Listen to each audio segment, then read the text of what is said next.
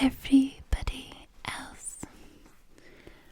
Welcome to tonight's ASMR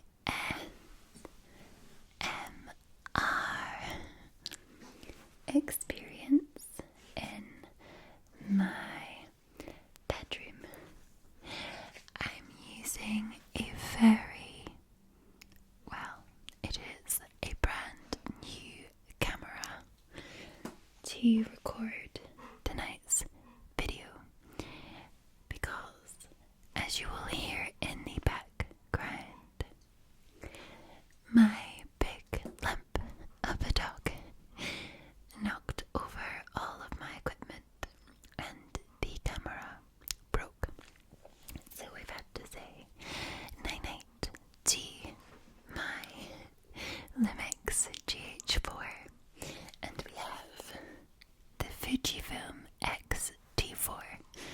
So I'm still sort of figuring out settings, but hopefully over the course of the next few weeks,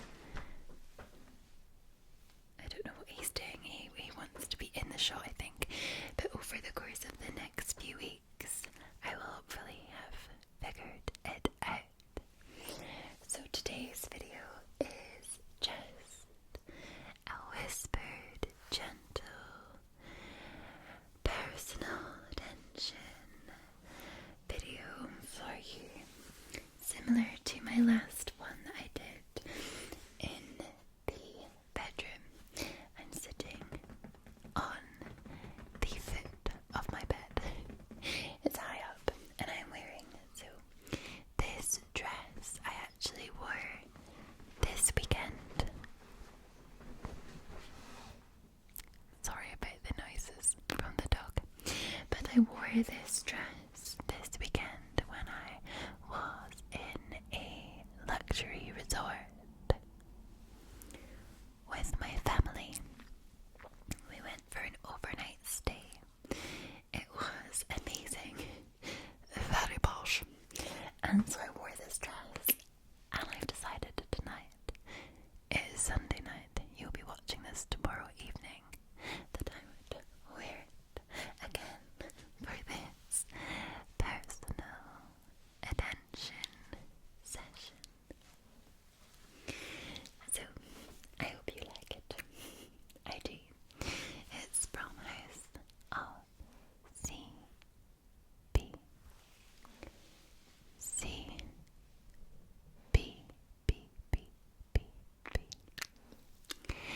I do hope though that you have had a wonderful, wonderful weekend, and you have had a very good start to the week. And if you have not, fingers and toes crossed that you will experience more positive and better days throughout the course of this week. I do also have some really quiet and gentle triggers for you today that I will use in amongst this really gentle one-to-one session.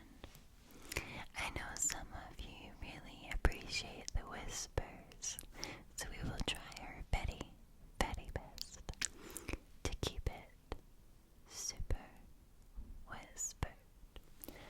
So please join me in taking some deep breaths. Breathe in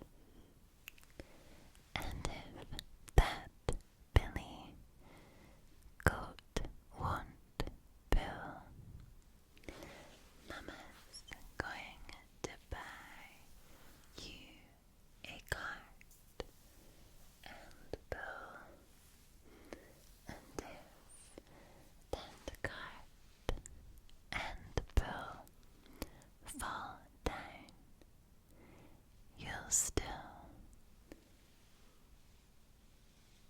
Be the cutest little baby in town.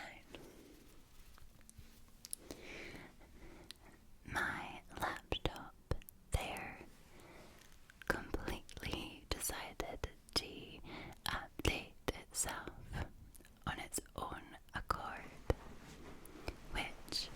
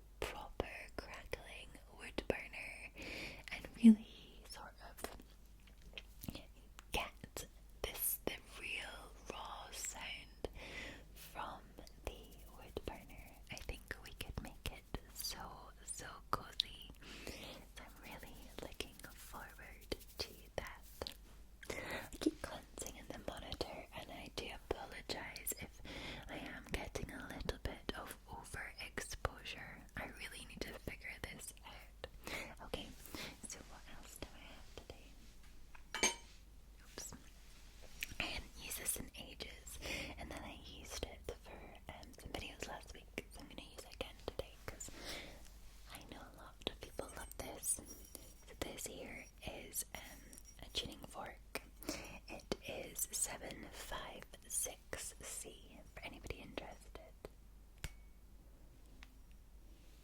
It's very soft. Trying not to do it too hard.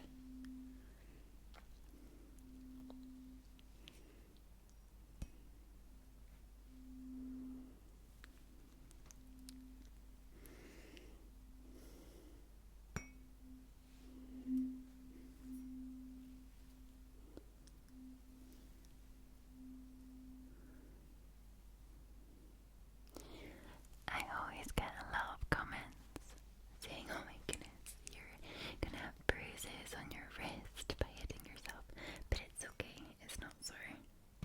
I've like got a sort of bone that protrudes a little bit, and it's a lot easier to give that a whack to generate the sound.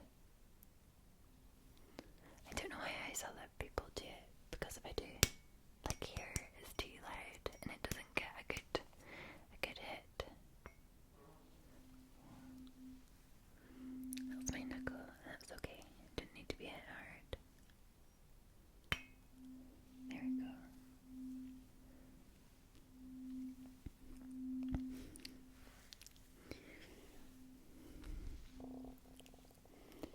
Up and down.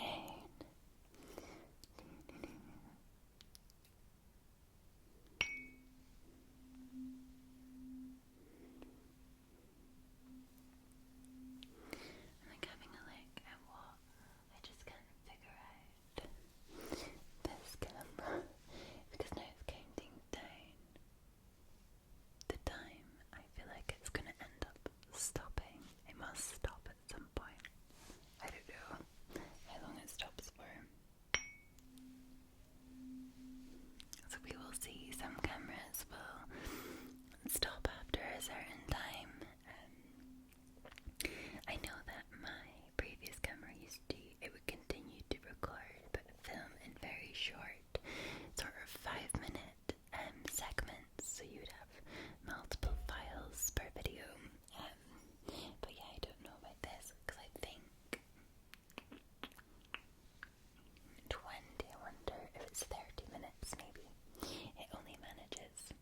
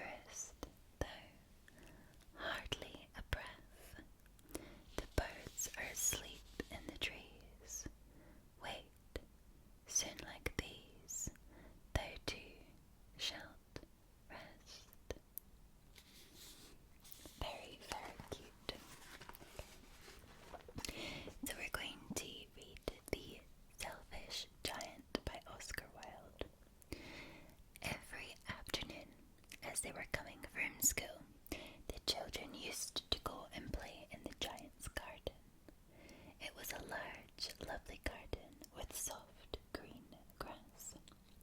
Here and there over the grass stood beautiful flowers like stars, and there were 12 peach trees that in the springtime broke out into delicate blossoms of pink and pearl, and in the autumn bore rich fruit. The birds sat on the trees and sang so sweetly that the children used to stop their games in order to listen to them. How happy we are here, they cried at each other. One day the giant came back. He had been to visit his friend the Cornish ogre and had stayed with him for 7 years. After the 7 years were over, he had said all that he had to say, for his conversation was limited, and he determined to return to his own castle. When he arrived, he saw the children playing in the garden. "What are you doing here?" he cried in a very gruff voice, and the children ran away. "My own garden is my garden," said the giant. "Anyone can understand that, and I will allow nobody in it but myself." So he built a high wall around it and put up a notice board. "Trespassers will be prosecuted." He was a very selfish giant. The poor children had now nowhere to play. They tried to play on the road, but the road was very dusty and full of hard stones, and they did not like it. They used to wander around the high wall when their lessons were over and talk about the beautiful garden inside. How happy we were there, they said to each other. Then the spring came, and all over the country there were little blossoms and little birds. Only in the garden of the selfish giant it was still winter. The birds did not care to sing in it, as there were no children, and the trees forgot to blossom. Once a beautiful flower put its head out from the grass, but when it saw the notice board, it was so sorry for the children that it slipped back into the ground again and went off to sleep. The only people who were pleased were the snow and the frost. "Spring has forgotten this garden," they cried, "so we will live here all year round." The snow covered up the grass, and her great white cloak, the frost, painted all the trees silver. Then they invited the north wind to stay with them, and he came. He was wrapped in furs, and he roared all day about the garden and blew the chimney pots down. "This is a delightful spot," he said. "We must ask the hail on a visit." So the hail came. Every day for 3 hours he rattled on the roof of the castle till he broke most of the slates, and then he ran round and round the garden as fast as he could go. He was dressed in grey, and his breath was like ice. "I cannot understand why the spring is so late in coming," said the selfish giant, as he sat at the window and looked out at a cold white garden. "I hope there will be a change in the weather." But the spring never came, nor the summer. The autumn gave golden fruit to every garden, but to the giant's garden she gave none. "He is too selfish," she said. So it was always winter there, and the north wind, the hail, the frost, and the snow danced about the trees. One morning the giant was lying awake in his bed when he heard some lovely music. It sounded so sweet to his ears that he thought it must be the king's musicians passing by. It was really only a little linnet singing outside his window, but it was so long since he had heard a bird sing in his garden that it seemed to him to be the most beautiful music in the world.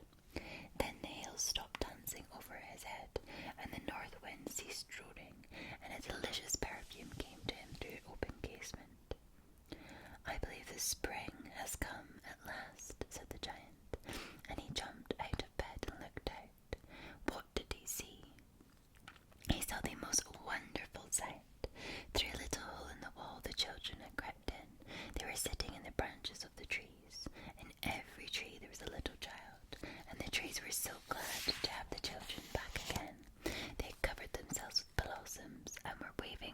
was gently above the children's heads.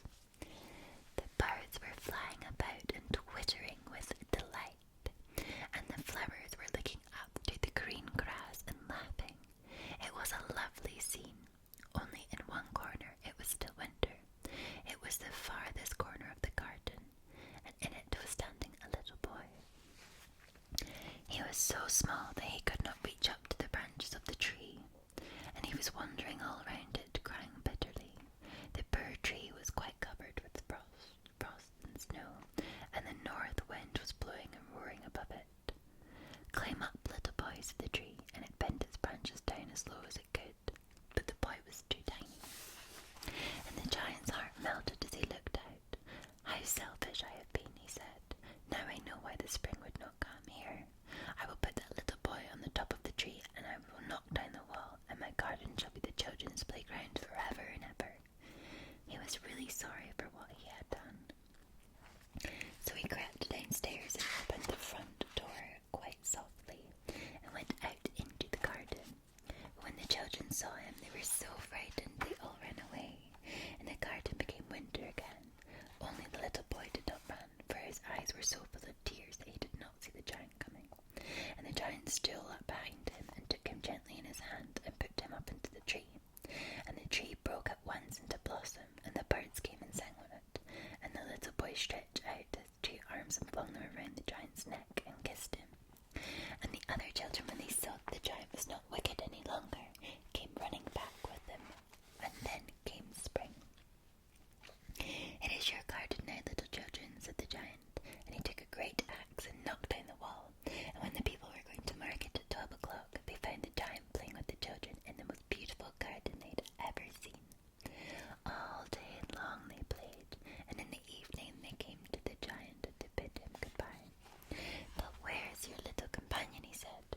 "The boy I put in the tree. The giant loved him the best because he kissed him." "We don't know," answered the children. "He has gone away." "You must tell him to be sure and come here tomorrow," said the giant. But the children said they did not know where he lived and had never seen him before, and the giant felt very sad. Every afternoon when school was over, the children came and played with the giant, but the little boy whom the giant loved was never seen again. The giant was very kind to all the children, yet he longed for his first little friend and often spoke of him. "How I would like to see him," he used to say. Years went over, and the giant grew very old and feeble. He could not play about any more, so he sat in a huge armchair and watched the children at their games and admired his garden. "I have many beautiful flowers," he said, "but the children are the most beautiful flowers of all." One winter morning, he looked out of his window, so he was dressing. As he was dressing, he did not hate the winter now, for he knew that it was merely the spring asleep and the flowers were resting. Suddenly he rubbed his eyes in wonder and looked and looked. It was certainly a marvellous sight. In the farthest corner of the garden was a tree covered with lovely white blossoms. Its branches were all golden, and silver fruit hung down from them, and underneath it stood the little boy that he had loved. Downstairs ran the giant in great joy and out into the garden. He hastened across the grass and came near to the child. And when he came close, his face grew red with anger, and he said, "Who hath dared to wound thee?" For the palms of the child's hands were the prints of 2 nails, and prints of 2 nails were on the little feet. "Who hath dared to wound thee?" cried the giant. "Tell me, that I may take my big sword and slay them." "Nay," answered the child, "but these are the wounds of love." "Who art thou?" said the giant, and a strange awe fell on him, and he knelt before the giant. And the child smiled on the giant and said to him, "You let me play once in your garden. Today you shall come with me to my garden, which is paradise." And when the children ran in that afternoon, they found the giant lying dead under the tree, all covered with white blossoms. That's interesting.